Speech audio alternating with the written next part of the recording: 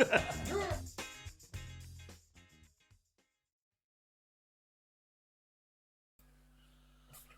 there, welcome to the Rock and Roll Rowdies.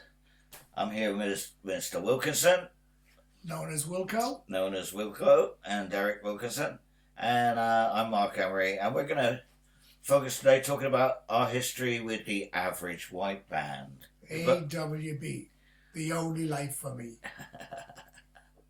So, Wilco was tour manager of the Average White Band during their peak period when they had #1 hits and in the States and stuff, so he's got lots of stories in that department. But I'm going to just start off by going back to the early days when I first met up with them, and because we knew them way before they were even the Average White Band. I was touring with Wishbone Ash at the time. We were both under the same management, John Sherry Enterprises, and so we were quite a lot doing gigs with Glencoe. And I think even before that, Forevermore, which you guys probably never heard of, I don't know, but Forevermore had Alan Gorey, Oni McIntyre, and that was with Mark Travis and Stuart Francis. And I knew Stuart very well. He's the drummer. Unfortunately, passed away young.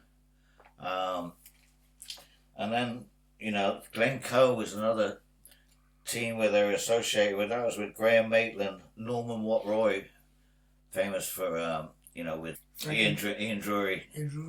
Yeah, and Rockies. Johnny Turnbull, also of Ian Drury fame. So we knew all those guys, and then they gradually formed the Average White Band. Yeah, so they were, that all spawned out of a whole group of people, that used to play around London. Brian Auger, I don't know, Oni used to sit in with them a lot.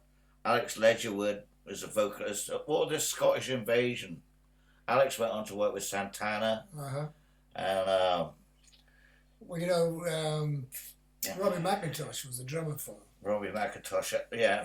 He was a drummer, and I'm not sure what band he came from, but they're all part of the Scottish Invasion coming down into London at that time. Frankie Miller was involved.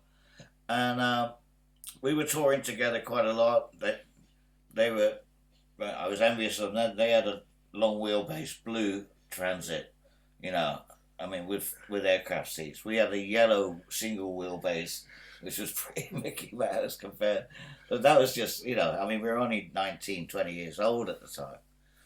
And, but yeah, I got really good friends with Peppy, who was the roadie for Glencoe.